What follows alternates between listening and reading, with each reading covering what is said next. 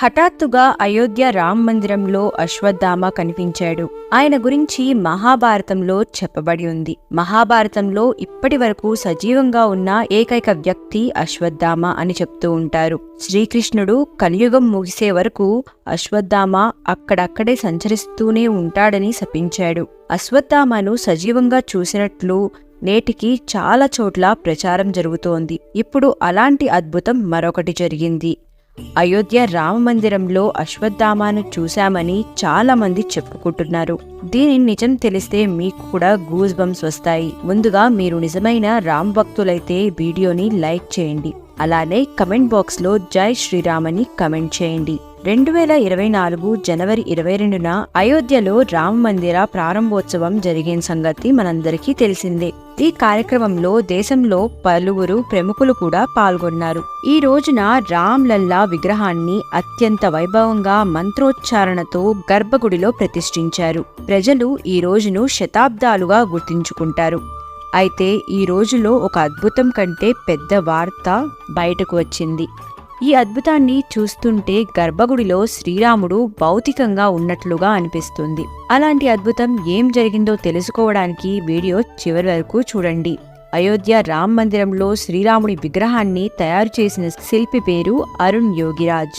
7 నెలలు కష్టపడి శ్రీరాముడి విగ్రహాన్ని అరుణ్ యోగిరాజ్ తయారు చేశారు. అంటే అరుణ్ యోగిరాజ్ మొత్తం 7 నెలల పాటు శ్రీరాముడి విగ్రహంతో ఉన్నాడు. అయితే ప్రాణ ప్రతిష్ఠ తరువాత ఇప్పుడు అరుణ్ యోగిరాజ్ తన చేతులతో చేసిన శ్రీరాముని విగ్రహాన్ని కూడా తను గుర్తుపట్టలేకపోతున్నాడు అని చెప్తున్నాడు. విగ్రహంలో ఖచ్చితంగా ఏదో అద్భుతం జరిగిందని యోగిరాజ్ భావిస్తున్నాడు. గర్భగుడిలో విగ్రహ ప్రతిష్టాపన చేసిన వెంటనే విగ్రహం ప్రకాశంలో మార్పు వచ్చి ఇప్పుడు విగ్రహంలో ఏదో తేడా కనిపిస్తోంది. విగ్రహం ప్రకాశం గతంలో కంటే చాలా పెరిగిపోయింది. ఈ అద్భుతం చూసి తానే ఆశ్చర్యపోయానని యోగిరాజ్ తెలిపారు. రామ్ లల్లా అనుగ్రహం వల్ల ఈ అద్భుతం జరిగిందని వారు నమ్ముతున్నారు. శ్రీరాముడు గర్భగుడిలో భౌతికంగా ఉన్నాడు. ఫ్రెండ్స్, మీరెప్పుడెలా అనుకుంటున్నారు అయోధ్య రామ్ మందిరానికి? కమెంట్ బాక్స్ లో కమెంట్ చేయండి. అయితే రామ్ మందిరంలో అశ్వత్థామ ఎలా కనిపించాడన్నది పెద్ద ప్రశ్న. ఇది తెలిస్తే మీరు కూడా షాక్ అవుతారు. రామ్ మందిరం జనవరి 23, 2024 నుండి సాధారణ భక్తుల కోసం తెరవబడింది. లక్షలాది మంది భక్తులు తరలి వస్తున్నారు. భయానక వాతావరణం ఏర్పడింది. కానీ శ్రీరాముడి అనుగ్రహం వల్ల భక్తులందరూ రామ్ లల్లాను బాగా దర్శించుకున్నారు. తొలి రోజు దాదాపు 5 నుంచి 7 లక్షల మంది భక్తులు రామ్ లల్లా దర్శనం చేసుకున్నారు. అయితే జనవరి 24న చరిత్ర ఎప్పటికీ మర్చిపోలేని ఒక సంఘటన జరిగింది. సౌరభ్ అనే సందర్శకుడు వీలైనంత త్వరగా రామ్ లల్లాని దర్శనం చేసుకునేందుకు ఉదయాన్నే రామాలయానికి చేరుకున్నాడు. అయితే ఆ సమయంలో కూడా అక్కడ విపరీతమైన జనసందోహం ఉండటంతో జనంలో ముందుకు సాగిపోయాడు. సౌరభ్ చెప్పింది ఏంటంటే, భక్తులందరి హృదయాలలో గొప్ప ఉత్సాహం ఉంది. అందరూ జై శ్రీరామ్ అని నినాదాలు చేస్తున్నారు. కానీ అప్పుడు నా కళ్ళు ఒక దివ్యమైన సాధువుపై పడ్డాయి. అతని ప్రకాశం చాలా అద్భుతంగా ఉంది. కానీ అతని వయసు చాలా పెద్దది. అయినా అతని మనసులో విపరీతమైన ఉత్సాహం ఉంది. శ్రీరాముని చూడాలని విరిగిన కర్ర సహాయంతో ముందుకు సాగుతున్నాడు. చాలాసేపు అతనిపై నా కళ్ళు ఉన్నాయి. ఆ రోజు మా అందరికీ రామ్ లల్లా దర్శనానికి దాదాపు 4 నుండి 5 గంటల సమయం పట్టింది. మాతో పాటు ఆ దివ్య సాధువు కూడా రామ్ లల్లాను బాగా దర్శనం చేసుకున్నాడు. అతని కళ్ళల్లో నీళ్లు తిరిగాయి. అతను విపరీతంగా ఏడుస్తూ రామ్ లల్లాను ప్రార్థించుకున్నాడు.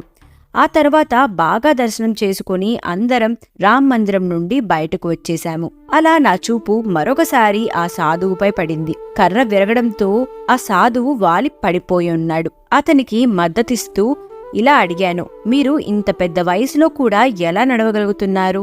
మీరు ఎవరు? మీ వయసెంత అని అడిగాను. కానీ సాధువు నాకు 3000 సంవత్సరాల కంటే ఎక్కువ వయసు ఉంది అని చెప్పాడు. నేను మహాభారతం యొక్క శాపగ్రస్త వ్యక్తిని అని కూడా చెప్పాడు. ఆ సమాధానం విని నాకు గూస్ బంప్స్ వచ్చాయి. ఇంతలో నా స్నేహితుడు నన్ను పిలిచారు.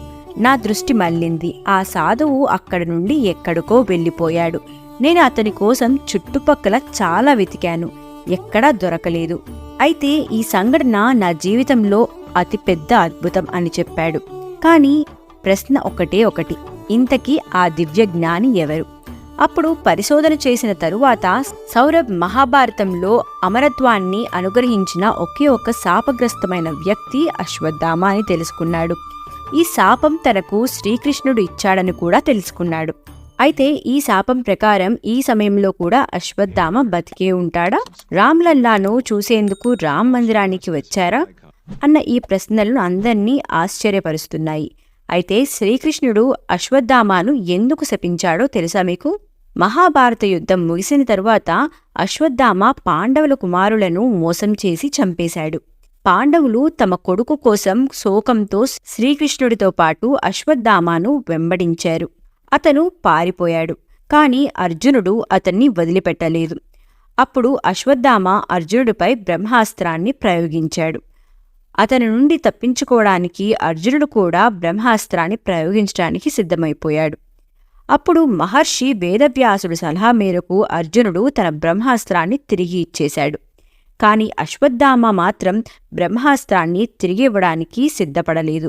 పైగా అప్పుడు అతను అభిమన్యుడు భార్య ఉత్తర గర్భం వైపు తన ఆయుధం దిశను మార్చాడు.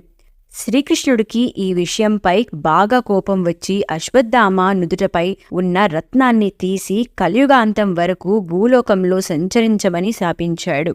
అప్పటి నుండి ఇప్పటి వరకు అశ్వత్థామ నిరంతరం భూలోకంలో సంచరిస్తూనే ఉన్నాడు. అంటే వ్యక్తిగతంగా అశ్వత్థామ బతికే ఉన్నాడు. కాబట్టి ఈయన వ్యక్తిగతంగా అశ్వత్థామ కావచ్చు. అతడు చేసిన పాపాలకు అతనిని క్షమించమని కోరుకోవడానికి వృద్ధుని రూపంలో రామ్లల్లాను దర్శించుకోవడానికి వచ్చాడు అశ్వత్థామ. అయోధ్యలోని రామ్ మందిరంలో రోజుకో అద్భుతం జరుగుతూనే ఉంది. నేను శ్రీరాముని ఆలయంలో జరిగిన ఒక సంఘటన గురించి చెప్పబోతున్నాను.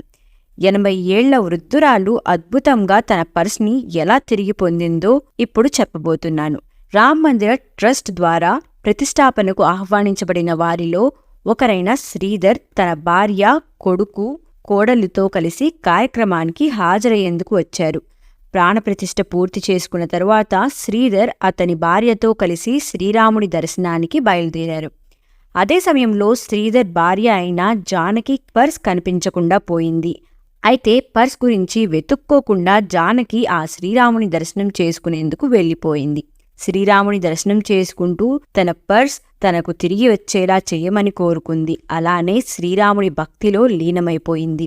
అక్కడ సెక్యూరిటీని హెల్ప్ కూడా అడిగారు. రామ్ మందిర్ ట్రస్ట్ ప్రకారం అందులో 30,000 డబ్బు, అలానే ఆధార్ కార్డ్తో పాటు కొన్ని వస్తువులు కూడా ఉన్నాయి. అయితే ఆ మహిళ ఆ డబ్బు గురించి ఆలోచించకుండా ముందు రాముని యొక్క దర్శనం చేసుకుంది. అయితే మీ మనసులో కూడా ఈ ప్రశ్న వచ్చే ఉంటుంది, మరి ఆ పర్స్ వారికి ఎలా దొరికింది అని. ప్రాణప్రతిష్ఠకు ఉత్తరాఖండ్లోని హరిద్వార్ నుండి ప్రేమానంద్ అనే ఒక వ్యక్తి వచ్చారు. అయితే అతను జోలిలో ఈ పర్స్ పడిపోయింది.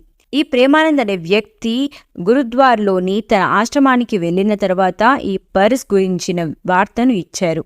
అంటే రామ్ మందిరంలో పోయిన పర్స్ అయోధ్య నుంచి 680 కిలోమీటర్ల దూరంలో ఉన్న హరిద్వార్లో దొరికింది. అయితే ఈ సంఘటన జరిగిన తరువాత ప్రజల్లో కూడా ఒకే ఒక మాట బాగా వినిపిస్తుంది. అది ఏంటంటే రామ్ మందిర స్థాపన తరువాత రామరాజ్యం కూడా తిరిగి వచ్చింది అని.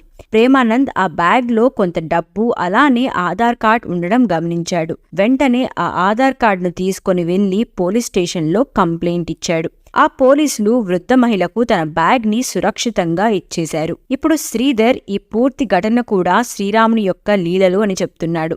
చాలా రకాల అద్భుతాలు జరుగుతూ ఉన్నాయి. 22వ తారీఖు సాయంత్రం 5:50కి దక్షిణ ద్వారం నుండి ఒక కోతి గర్భగుడిలోకి ప్రవేశించింది. అది ఉత్సవ విగ్రహాల దాకా వెళ్ళింది.